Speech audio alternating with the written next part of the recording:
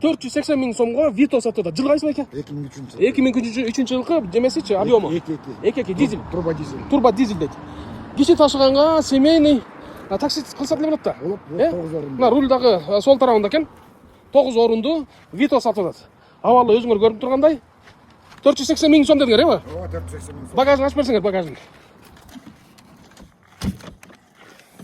Мына.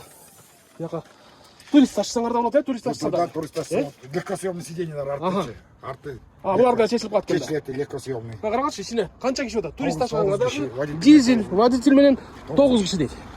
Мына, буягынан. Мына буягына кенен отурат 3 киши, буягына кенен отурат 3 киши. Буягына деле буягына деле болду, ачпайлы кылып буягына көрүнүп калды. Буягынан деле шофер менен 3 киши экен.